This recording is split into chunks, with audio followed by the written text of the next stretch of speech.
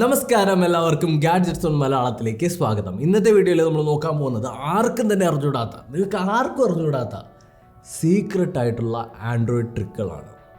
ഒന്നാമത്തെ നമ്മുടെ ട്രിക്ക് നോക്കാം. ഒന്നാമത്തെ നമ്മുടെ ആൻഡ്രോയിഡ് ട്രിക്ക് എന്ന് പറയുന്നത് ഗൂഗിൾ പ്ലേ സ്റ്റോർ വെച്ചിട്ട് നിങ്ങൾക്ക് വേറൊരു ഫോണിലോ അല്ലെങ്കിൽ നിങ്ങളുടെ കൂട്ടുകാരുടെ ഫോണിലോ നിങ്ങളുടെ വീട്ടിലുള്ളവരുടെ ഫോണിലോ അല്ലെങ്കിൽ നിങ്ങളുടെ സെക്കൻഡ് ഫോണിലോ ഒക്കെ ആപ്പ് സെൻഡ് ചെയ്യാനായിട്ട് പറ്റും. അതായത് എക്സെൻഡറും നമ്മുടെ ഷെയറിട്ടും പോലെ തന്നെ ആപ്ലിക്കേഷൻസ് കംപ്ലീറ്റ് ആയിട്ട് നിങ്ങളുടെ വേറൊരു ഫോണിലേക്ക് അയക്കാൻ പറ്റും. എങ്ങനെയെന്ന് നോക്കാം. ജസ്റ്റ് ഗൂഗിൾ പ്ലേ സ്റ്റോർ എടുക്കുക. ഇതിൻ്റെ വേറൊരു പ്രത്യേകത എന്ന് പറഞ്ഞാൽ ഇൻ്റർനെറ്റ് ഇല്ലെങ്കിലും ഇത് വർക്കാവും എന്നുള്ളതാണ്.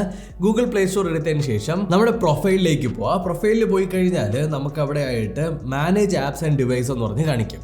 അതെടുത്തു കഴിഞ്ഞാൽ നമുക്ക് കാണാൻ പറ്റും ഷെയർ ആപ്പ്. അപ്പോൾ നിങ്ങൾക്ക് ഏതൊരു ഫോണിൽ നിന്നാണോ ആപ്പ് അയക്കാനുള്ളത് അതിൻ്റെ അകത്ത് സെൻഡ് ബട്ടൺ കൊടുക്കുക. സെൻഡ് ബട്ടൺ കൊടുക്കുന്ന സമയത്ത് നമ്മുടെ ഫോണിൻ്റെ അകത്ത് ഇൻസ്റ്റാൾ ചെയ്തിട്ടുള്ള എല്ലാ ആപ്ലിക്കേഷനും നിരന്ന് വരും. അതിനകത്ത് നിന്ന് ഏത് ആപ്പാണോ നിങ്ങൾക്ക് സെൻഡ് ചെയ്യാനുള്ളത് അത് സെലക്ട് ചെയ്യാം.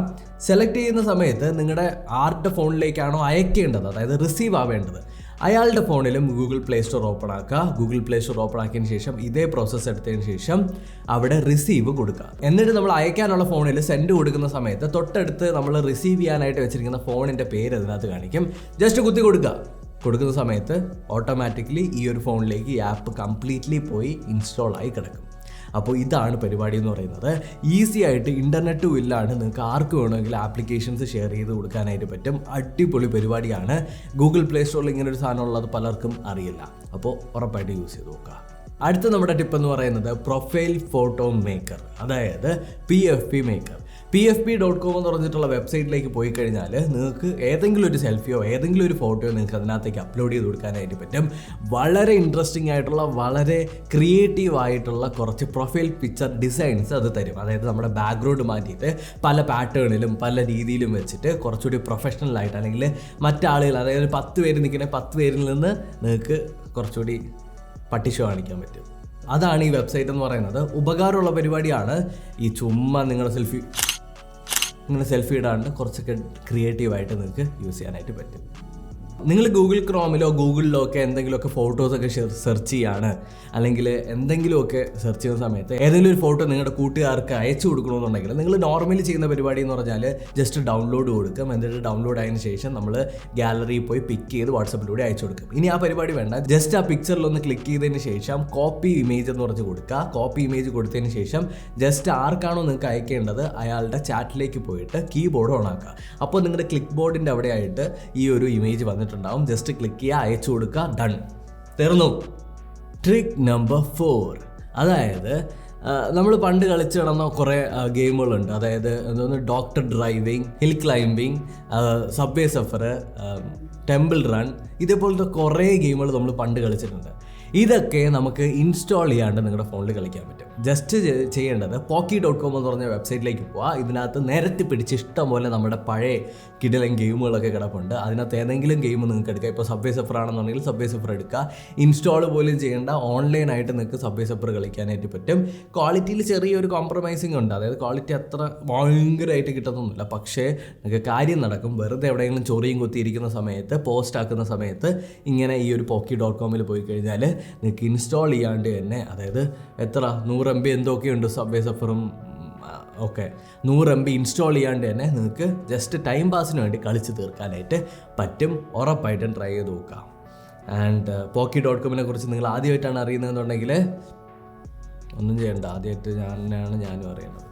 നിങ്ങളുടെ കൂട്ടുകാരൻ്റെയോ കൂട്ടുകാരിയുടെയോ നിങ്ങളുടെ വീട്ടിലുള്ളവരുടെയോ ഒക്കെ മെസ്സേജ്, അതായത് SMS ചോർത്തണോ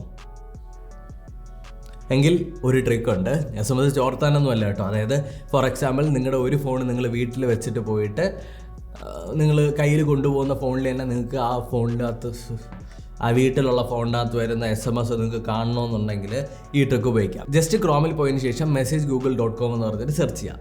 സെർച്ച് ചെയ്ത് കഴിഞ്ഞിട്ട് ആദ്യത്തെ ലിങ്കിൽ കയറുന്ന സമയത്ത് നിങ്ങൾക്ക് അവിടെ ഒരു പേജ് ഓൺ ആവും. അവിടെ ഒരു QR കോഡ് കാണും. ഈ ഒരു QR കോഡിന് എന്ത് ചെയ്യണമെന്നറിയാമോ? കുറച്ചുകൂടി വ്യക്തമായിട്ട് പറഞ്ഞുതരാൻ വേണ്ടിയിട്ട് എൻ്റെ അടുത്ത കയ്യിലുള്ളത് OnePlus 10 Proയും എൻ്റെ വലത്തെ കയ്യിലുള്ളത് Oppo Reno 6ഉം ആണ്. അപ്പോൾ എനിക്ക് എൻ്റെ OnePlus 10 Proയിലുള്ള മെസ്സേജുകൾ എനിക്ക് Oppo Reno 6ൽ കാണണം. അതിനായിട്ട് ഞാൻ ചെയ്യേണ്ടത് എന്താണെന്നറിയാമോ? Oppo Reno 6ൻ്റെ അകത്ത് ക്രോം എടുത്തതിന് ശേഷം message.google.com എന്ന് സെർച്ച് ചെയ്യാം. എന്നിട്ട് ആദ്യത്തെ ലിങ്കിൽ കയറുന്ന സമയത്ത് അവിടെ ഒരു QR കോഡ് കാണിക്കും. ആ ഒരു QR കോഡിന് എന്ത് ചെയ്യണമെന്ന് അറിയാവോ? എൻ്റെ 10 Pro അല്ലെങ്കിൽ എനിക്ക് SMS കാണേണ്ട ഫോൺ, SMS ചോർത്തേണ്ട ഫോണിൻ്റെ മെസ്സേജിങ് ആപ്പ് എടുത്തു കഴിഞ്ഞാൽ റൈറ്റ് സൈഡിലുള്ള 3 ഡോട്ടിൽ ക്ലിക്ക് ചെയ്യുന്ന സമയത്ത് ഡിവൈസ് പെയറിംഗ് എന്ന് പറഞ്ഞിട്ട് വരും. ആ ഡിവൈസ് പെയറിംഗ് എടുത്തു കഴിഞ്ഞാൽ QR കോഡ് സ്കാനർ എന്ന് പറഞ്ഞിട്ട് കാണിക്കും. അത് ക്ലിക്ക് ചെയ്യുമ്പോൾ ഈ Reno 6ൻ്റെ അകത്തുള്ള QR കോഡിനെ നമുക്ക് 10 Pro വെച്ച് സ്കാൻ ചെയ്യാനായിട്ട് പറ്റും. സ്കാൻ ചെയ്ത് കൊടുത്താൽ മതി, നിങ്ങളുടെ 10 Proയ്ക്കകത്തുള്ള എല്ലാ SMS-ഉം നിങ്ങൾക്ക് Reno 6ൻ്റെ അകത്ത് ചോർത്തിയെടുക്കാനായിട്ട് പറ്റും.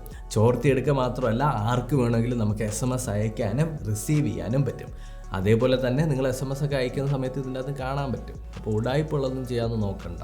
അപ്പോൾ ഇത്രയാണ് നമ്മുടെ ഉറുമ്പ് കുഞ്ഞുങ്ങൾക്ക് പോലും അറിഞ്ഞുകൂടാത്ത ആൻഡ്രോയിഡ് ട്രിക്സ് എന്ന് പറയുന്നത്. നിങ്ങൾക്ക് ഈ ഒരു വീഡിയോ ഇഷ്ടപ്പെട്ടു, ഈ ട്രിക്കുകളെല്ലാം ഇഷ്ടപ്പെട്ടിട്ടുണ്ടെങ്കിൽ ഒന്ന് സബ്സ്ക്രൈബ് ചെയ്യുക പ്ലീസ്. 1 മില്യൺ എത്താറായി. ആൻഡ് ലൈക്ക് ചെയ്യുക, ഷെയർ ചെയ്യുക, ടിങ് അടിക്കുക, അതായത് ബെല്ലൈക്കൺ അടിക്കുക.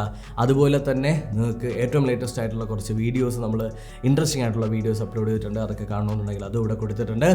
അടുത്തൊരു ടെക്നോളജി വീഡിയോയിൽ, അടുത്തൊരു ആപ്പ് സീരീസിൽ, അടുത്തൊരു ഗെയിം സീരീസിൽ, അടുത്തൊരു നോവൽ ലോഞ്ച് സെറ്റപ്പിൽ വീണ്ടും കണ്ടുമുട്ടുന്നതായിരിക്കും.